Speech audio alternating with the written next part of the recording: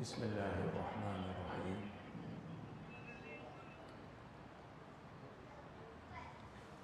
Tuan Pengerusi Masjid dan pihak Jawatankuasa Masjid, Tuan Imam Masjid, Ustaz Abdul Halim, dan juga senior saya semasa sekolah dulu. Saya mendapat sentuhan dan tarbiyah beliau dari tingkatan 4 lagi. Akhi Hafiz dari Jabatan Pendidikan Masyarakat Pertubuhan Ikram Malaysia, tuan-tuan, puan-puan yang saya hormati, yang dikasihi Allah Subhanahu Wa Taala semua. Assalamualaikum warahmatullahi taala wabarakatuh. Alhamdulillahirabbil alamin wa bihi nasta'in wa sallallahu wa sallam ala rasulihil amin wa ala alihi wa ashabihi ajma'in wa man ittaba'ahum bi ihsan ila yaumiddin wa ba'du. Subhanaka la ilma lana illa ma 'allamtana innaka antal alimul hakim.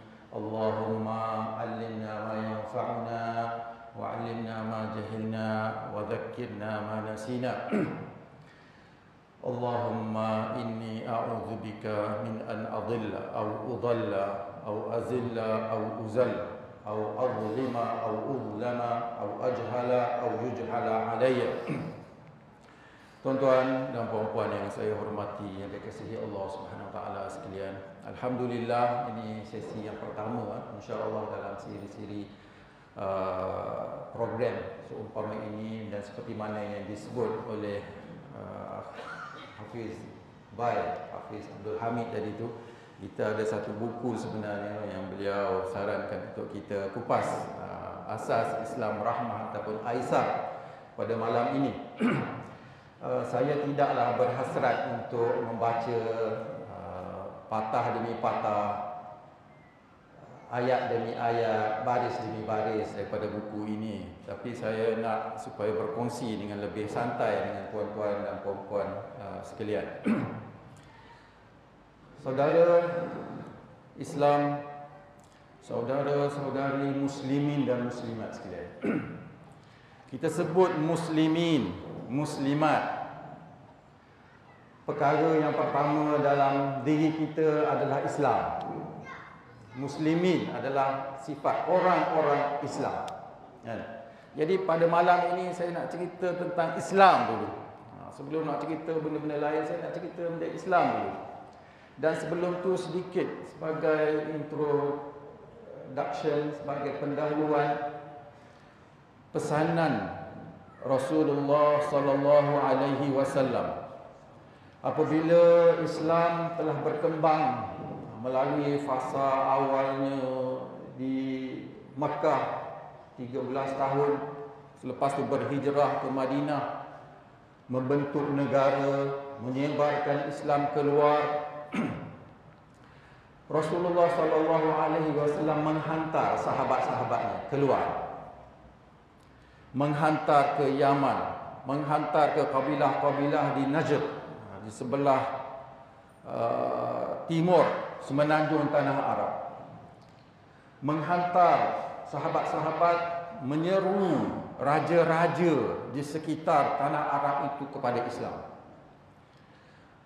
Saya nak ambil satu contoh, satu hadis yang diriwayatkan oleh Imam Bukhari ketika mana Rasulullah sallallahu alaihi wasallam nak menghantar Abu Musa Al-Ash'ari dan juga Mu'adz bin Jabal, dua orang sahabat yang hebat, dihantar ke Yaman, ke selatan tanah Arab, untuk membawa Islam menjadi Syekh Islam di sana, menjadi dai yang menyebarkan Islam di sana. Apa wasiat Rasulullah SAW nak sampaikan Islam ni?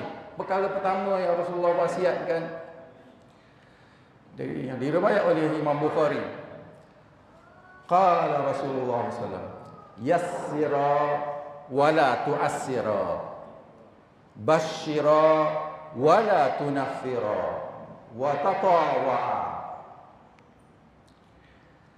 Wahai kamu berdua, yassira, hendaklah kamu lakukan taisir, yusrun, yasir, mudahkanlah. Wahai kamu berdua, Abu Musa, Mu'adz, permudahkanlah. Jangan nak complicated, nak complicate agama ini. Wala tu'assira. Jangan kamu susahkan. Asir, susah. Wa basyira. Dan bagilah busyra. Berita gembira. Beri khabar gembira. Benda-benda yang menggembirakan pendengar, menggembirakan orang yang kamu dakwahkan. Wala tunaffira. Dan jangan kamu takutkan orang. Jangan menyebabkan orang lari dari kamu. Sebelum dengar apa yang kamu nak cakap, sepatah kamu buka suara, 2-3 perkataan yang kamu buka suara, satu ceramah yang kamu start, orang dah lari. Jangan kamu menakutkan orang, menjadikan orang lari daripada Islam dengan sebab kamu. Wa taqawa'a. Dan kamu berdua tu saling jangan berselisih. Kamu carilah harmonikan dakwah kamu berdua itu. Tuan-tuan dan puan-puan sekalian, sebenarnya ini wasiat pesanan Rasulullah SAW bukan hanya kepada Abu Musa al-Asy'ari dan Mu'adz bin Jabal ketika dihantar ke Yaman. Dalam satu riwayat yang lain bahawa ini pesanan Rasulullah SAW kepada semua sahabat-sahabat yang diutus ke tempat-tempat lain. Dalam Musnad Imam Ahmad, kata perawi, kana Rasulullah sallallahu alaihi wasallam idza ba'atha ahadan min ashabihi fi ba'dhi amrihi qala. Kata sahabat, sekiranya Rasulullah SAW nak menghantar mana-mana sahabatnya ke mana-mana urusan dia, sama ada untuk berdakwah, untuk buat operasi ketenteraan, untuk berjumpa siapa-siapa, untuk melaksanakan apa-apa arahan Nabi, basyiru wala tunafiru wa yassiru wala tu'assiru. Pesanan memang standard pesanan.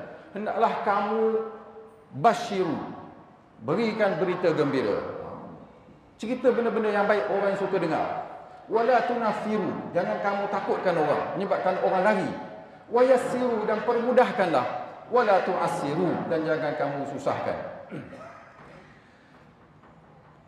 Dalam satu riwayat yang lain, saya nak sebut, ada perbezaan dalam riwayat pesanan Rasulullah SAW. Mungkin sekali Rasulullah pesan seperti mana tadi, dan sekali Rasulullah ubah sikit.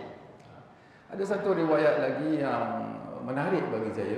Antara pesanan Rasulullah SAW lebih kurang tadi juga. Yassiru wala tu'assiru. Permudahkan, jangan susahkan. Wasakkinu.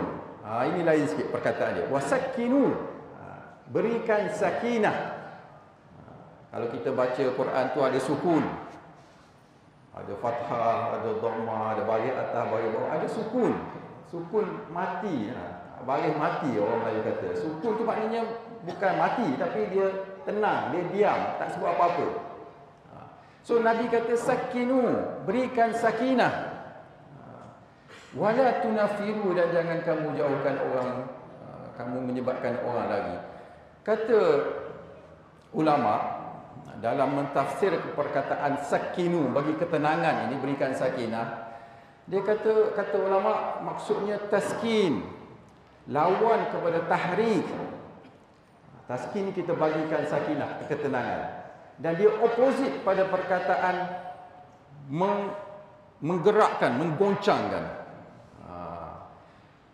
Maksudnya kita cuba berikan tama'ninah, hudu ke atas diri. Maksudnya dengan perkataan yang mudah, kita sampaikan benda yang mendamaikan, yang menenangkan. Dan jangan kita bagi provokasi. Jangan buat provokasi.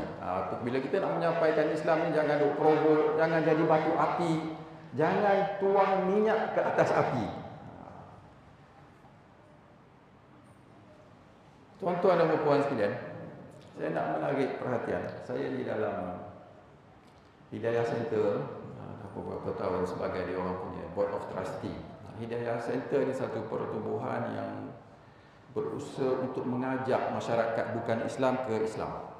Dan apabila mereka telah masuk Islam, kita cuba menyantuni mu'allaf-mu'allaf itu, beri bantuan, beri pendidikan, buat kelas-kelas untuk mereka.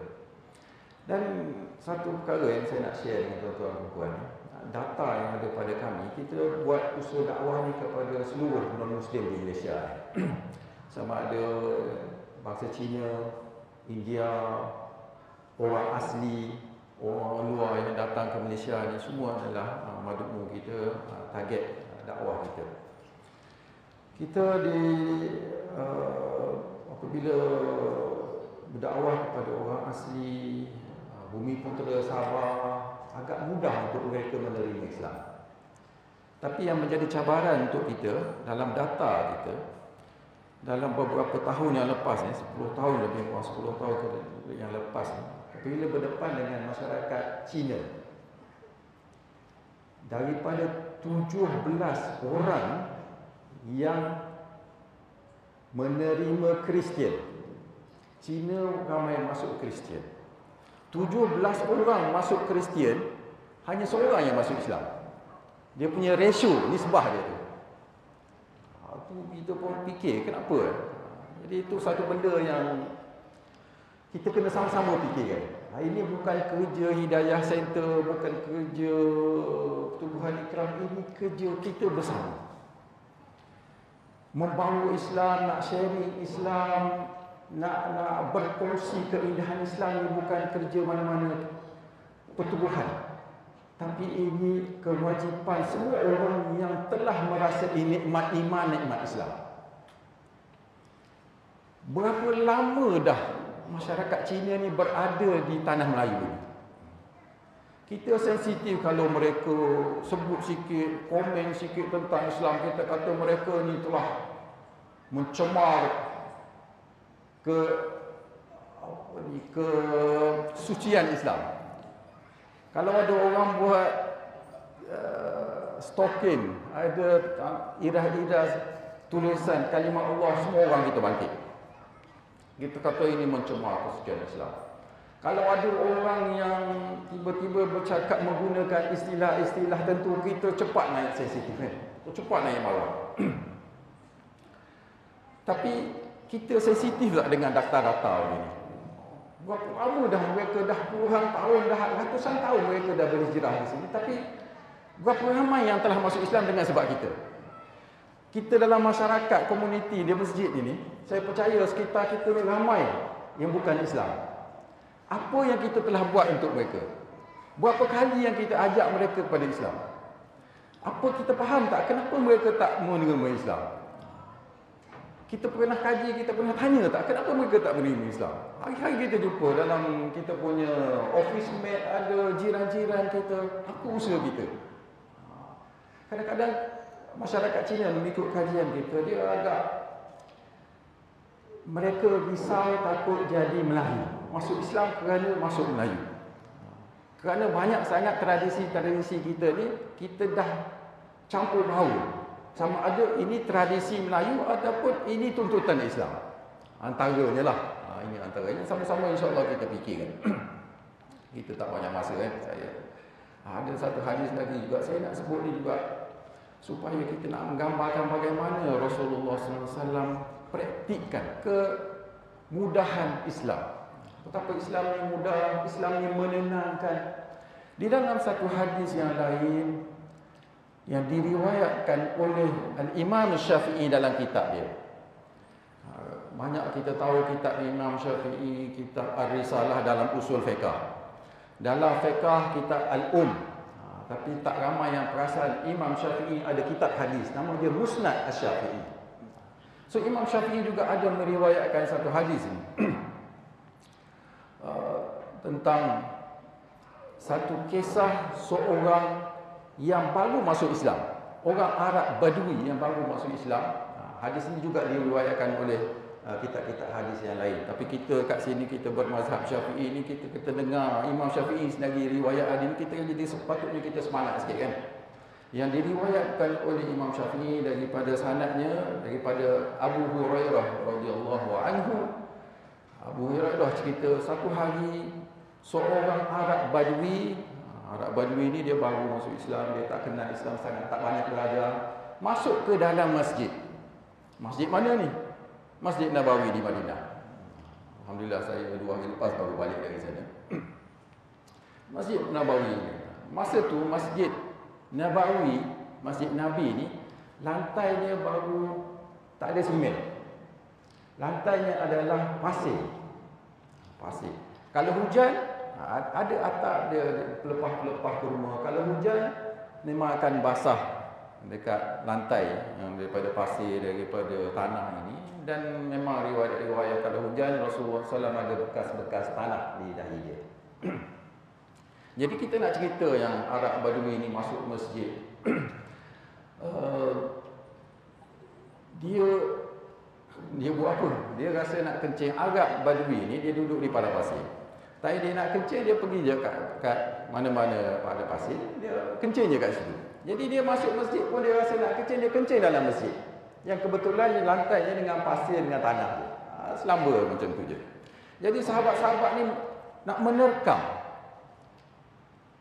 Semua bangkit nak menerkam, marah kepada seorang Arab Badui. Kenapa? Masjid kan suci kan, tempat kita beribadat. Ini telah mencemar kesucian Islam. Kalau hari ini kita gambarkan ada orang yang masuk buat foto dalam masjid, buang sampah dalam masjid, datang-datang buang sampah, datang-datang meludah dalam masjid, apa kita rasa? Apatah lagi dia tu seorang bukan Islam, lagilah kita mengamuk. Saya tengok ada yang viral lagi tu kan, semua orang tengok dah kot. Apabila seorang non-Muslim dia pakai macam seluar pendek macam tu masuk ke masjid, lepas tu dia bercakap macam merapu sikit, lepas tu dia datang ke depan, dia duduk, angkat tangan, lepas tu orang nak tarik dia enggan nak bangun. Ini kita tengok gambar tu dah macam ada benda tak kena kan dengan pemikiran ni, macam tak berapa waras ni.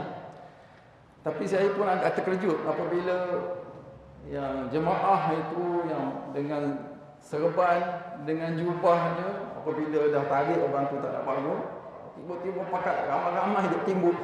Ada yang duk tendang. Saya tengok yang menendang tu yang pakai jubah, yang pakai serban lagi. Beberapa orang yang macam mungkin dah pencen lah kot. Wallahualam. Jadi saya tak nak komen tentang pakcik itu ke, tapi ini mungkin kalau datang ke tempat kita pun mungkin kita buat macam tu juga kan. Tak payah kita nak kata orang kan. Kemungkinan kalau datang kat situ, ini bukan dia buat sampah lagi sebab tak nak bangun. Kita tengok macam tu dah orang tak waras kan. So pakat tumbuk, pakat tendang.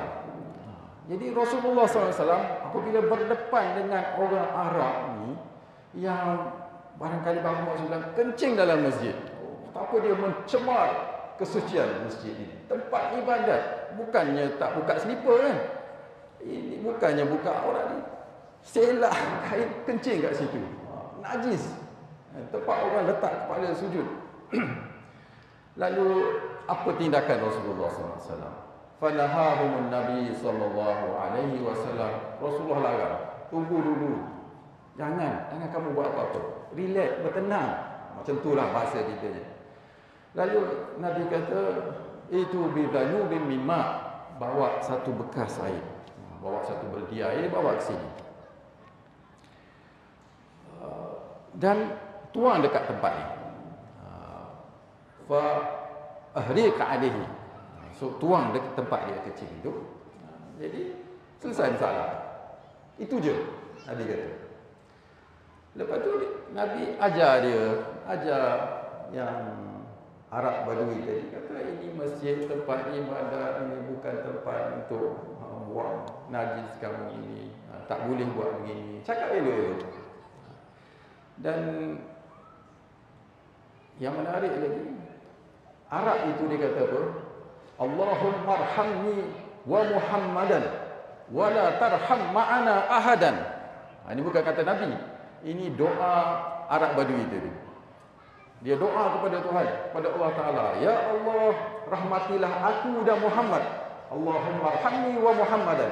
Wala tarhamni, wala tarham ma'ana ahadan. Dan jangan kamu rahmati bersama-sama kami sesiapa yang lain. Jangan kamu bagi rahmat kepada sesiapa yang lain selain daripada kami berdua. Itu kesan dalam hati dia. Bagaimana dengan cara yang lembut, terus masuk dalam hati dia. Tapi doa dia salah. Tuan-tuan jangan pula hafal, jangan tulis pula doa ini ya. Ini doa yang tak betul.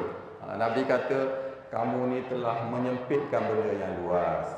Janganlah pula jadi macam tu kan. Tapi maksud bagaimana dakwah yang baik memberi kesan yang baik. Apabila musim World Cup dulu, kita tengok bagaimana sahabat-sahabat kita di Qatar, di Doha. Hari-hari orang masuk Islam. Berapa ramai orang masuk Islam yang datang semasa World Cup. Bukannya lama.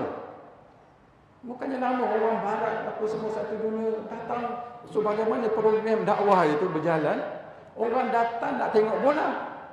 Tapi bagaimana pendakwah dia itu hidup menyampaikan Islam dengan cara yang baik. Berapa ramai ketika lawatan, ketika berapa hari itu berjaya dilembutkan hati menerima Islam. Dan bagaimana pula saudara yang anak Adam kita yang bukan Islam lagi, berapa puluh tahun dah mereka berjiran dengan kita. Satu ofis dengan kita, satu negara dengan kita. Kenapa 17 orang masuk Kristian, seorang yang masuk Islam? Dari segi ratio, salah kat mana? Tu imam tak buat kerja. Ini sama-sama kita nak kena muhasabah. Bagaimana Islam yang kita nak sampaikan ini?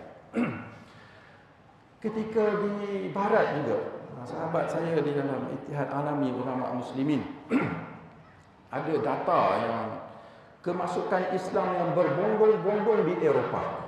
Mereka terpaksa buat satu jawatan kuasa baru untuk menangani, untuk menyantuni mu'allah-mu'allah yang baru yang masuk Islam semenjak serangan ke atas Gaza tahun lepas.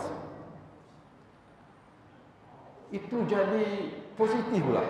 Apabila Gaza diserang itu rupa, di barat orang berbondong-bondong menerima Islam. Bagaimana? Tapi kat Malaysia ni macam tak berapa sangat tak begitu kesannya. So itu bagaimana yang kita barangkali nak kena muhasabah semula. Tuan-tuan dan puan-puan sekalian,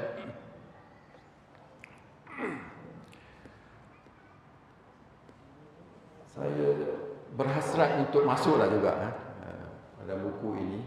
Bab pertama ini tentang Islam. Tentang apa itu Islam, tentang apakah definisi Islam. Saya tak nak pergi dengan cara yang agak akademik lah, line by line seperti mana yang sebut tadi. Bab pertama daripada buku ini adalah tentang Islam. Apa makna Islam? Kita semua, kita kata kita Muslimin. Kita kata kita ni agama Islam. Tapi sebenarnya Islam ni sejak bila? Islam ni agama siapa? Apa makna Islam? Kadang kita selalu terfikir, pernah terfikir ataupun kita selalu terfikir apa makna Islam? Apa hakikat perkataan Islam tu? Apakah dia hanya nama agama? So nama, aku nama Burhan, nama Abdul Halim. So apa ada pada nama? So saya, badan saya nama. Tapi apakah Islam itu sekadar nama untuk agama kita? Ataupun sebenarnya dia di sebalik maknanya itu sebenarnya yang lebih besar dari sekadar nama. Ini yang kita sepatutnya kita fikirkan. Apakah nama Islam ini hanya apabila Nabi Muhammad sallallahu alaihi wasallam bawa kepada Quraisy menamakan ajaran ini nama dia Islam? Ataupun Nabi Adam dulu dah bawa Islam, Nabi Nuh dah bawa Islam, Nabi Ibrahim, anak dia Ishak, Yaqub, cucu dia Ismail dah bawa Islam. Nabi Musa, apakah dia dah bawa Islam? Nabi Yusuf di Mesir tu, apakah dia dah bawa Islam? Ini saya cuba nak ajak tuan-tuan dan puan-puan merenung sejenak. Apa sebenarnya, bagaimana perkataan Islam ini diguna di dalam Al-Quran?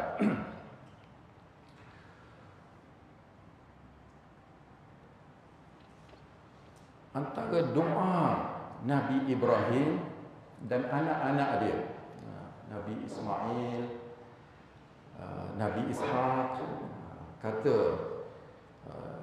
Nabi Ibrahim dan anak-anaknya seperti mana yang dirakamkan oleh Al-Quran sendiri dalam surah Al-Baqarah. Rabbana waj'alna muslimaini laka wa min dzurriyyatina ummatan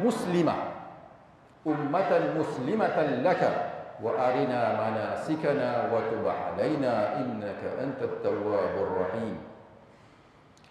Kata Nabi Ibrahim alaihissalam dan anak-anaknya, Rabbana, wahai Tuhan kami, ij'alna, jadikanlah kami muslimain. Kita nak terjemah mana muslimain ni? Dua orang Islam ataupun dua orang yang ambil maksud perkataan Islam itu, iaitu penyerahan diri. Kami menyerah diri kami, menyerahkan jiwa dan raga kami kepada kamu, wahai Allah. So kalau kita tengok makna dia begitu maksudnya. Islam maknanya penyerahan. Orang serah diri dalam perang tu pun istislam, daripada perkataan yang sama. Salam, damai, peace, tak perang. Salam, daripada perkataan yang sama. So agama kita ni pun mengambil perkataan yang sama, tapi maksud dia ialah penyerahan diri. Tapi yang menariknya, Allah Ta'ala merakamkan perkataan muslimin, muslimain, muslimah dalam lidah nabi-nabi yang terdahulu. Telah pun menggunakan perkataan muslimin, muslimain, muslimah. Itu satu contoh Nabi Ibrahim. Jadikanlah kami ini dua orang muslim, muslimain laka, dan begitu juga zuriat kami ummah muslimah, umat Islam. Itu dalam lidah Nabi Ibrahim. Begitu juga dalam ayat yang lain, wa wassa biha Ibrahimu banihi wa Yaqubu ya baniya innallaha astafa lakumuddin fala tamutunna illa wa antum muslimun. Pesanan wasiat Nabi Ibrahim kepada anak-anaknya, begitu juga Nabi Yaqub berpesan kepada anak-anaknya, innallaha astafa lakumuddin, sesungguhnya Allah Taala telah memilih untuk kamu ad-din, satu agama. Fala tamutunna illa wa antum muslimun. Ini ayat yang biasa kita dengar tiap-tiap minggu di atas mimbar khatib Jumaat kan, akan menyebut ayat ini. Begitu juga Ibrahim dan Nabi Yaqub berpesan kepada anaknya dengan pesanan yang sama. Fala tamutunna illa wa antum muslimun. Jangan kamu semua mati melainkan kamu dalam keadaan muslim.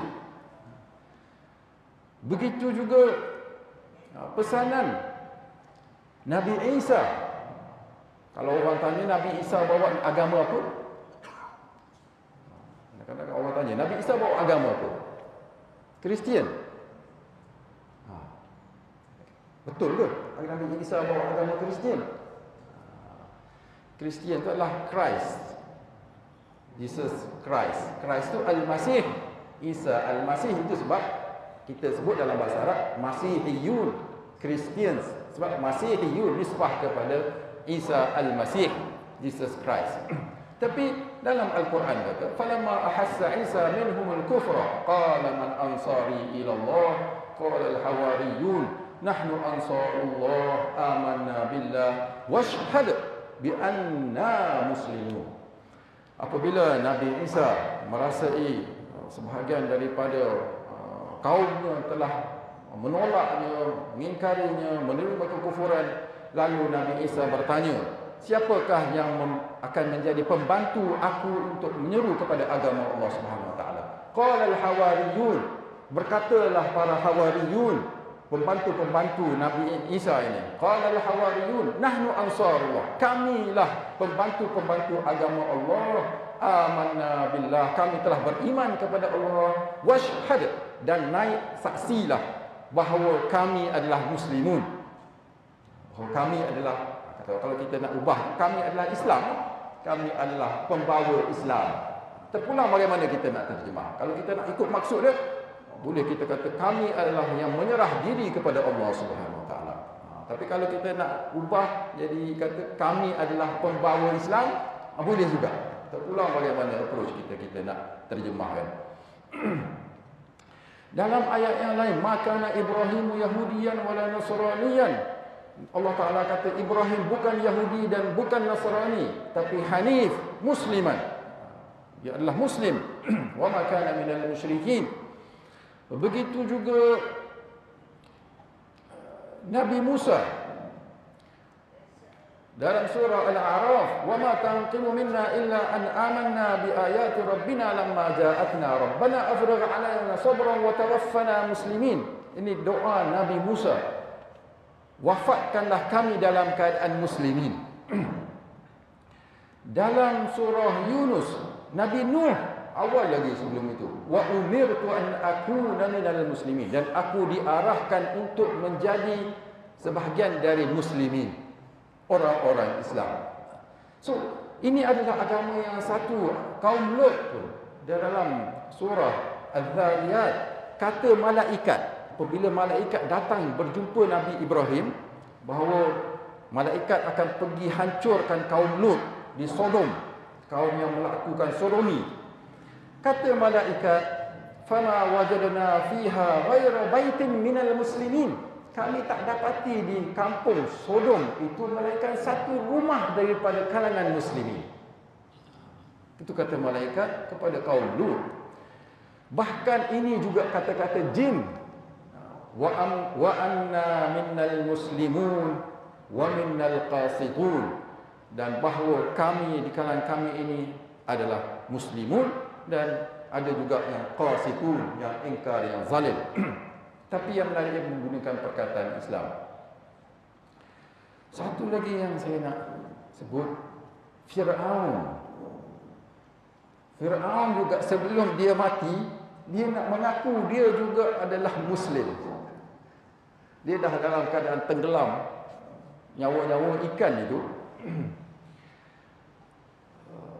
Hatta idza adrakahul gharaq, apabila dah tenggelam, qal, kata Fir'aun, amantu annahu la ilaha illa alladhi amanat bihi banu Israel wa ana minal muslimin. Aku telah beriman bahawa tiada Tuhan yang berhak disembah melainkan Tuhan yang mana Bani Israel beriman kepadanya. Dia tak pandai nak sebut Allah.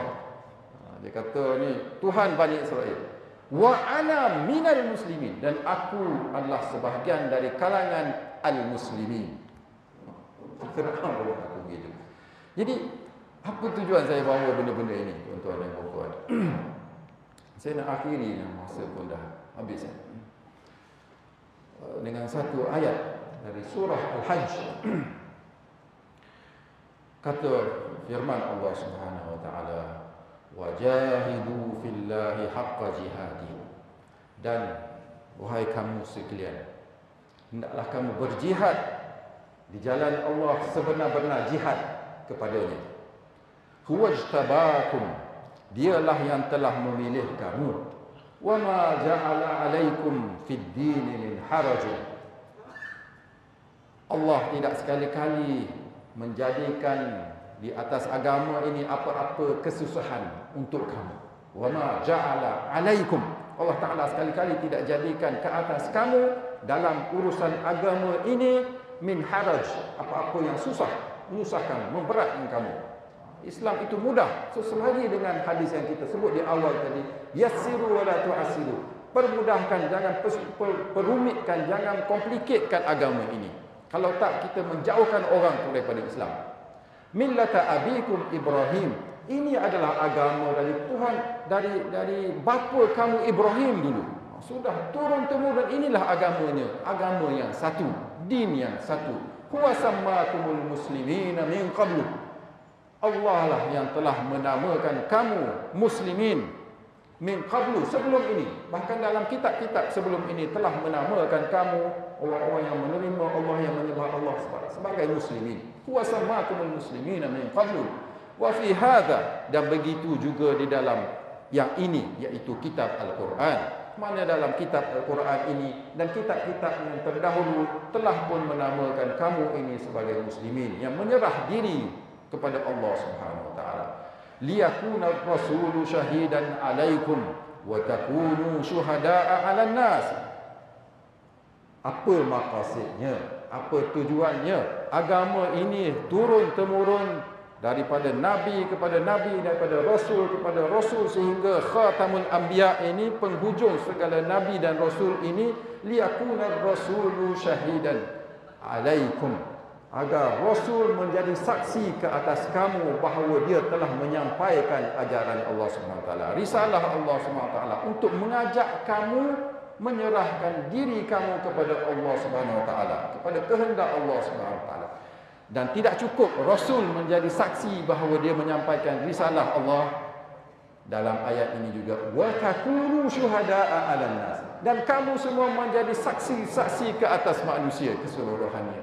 Kamu perlu menyambung risalah para nabi-nabi, para rasul-rasul ini sejak awal nabi-nabi yang disambung oleh Rasulullah SAW Muhammad ini. Kamu adalah penyambung tugas dari risalah nabi-nabi dan rasul-rasul ini. Takunu syuhada'a 'alan nas, dan kamu perlu menjadi saksi-saksi ke atas manusia keseluruhannya. Jadi tuan-tuan dan puan-puan sekalian, saya rasa cukup sekadar ini.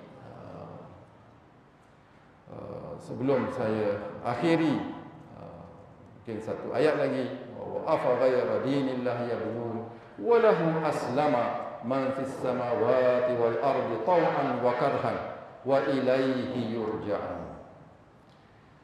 Allah Ta'ala menggunakan perkataan aslama, Islam.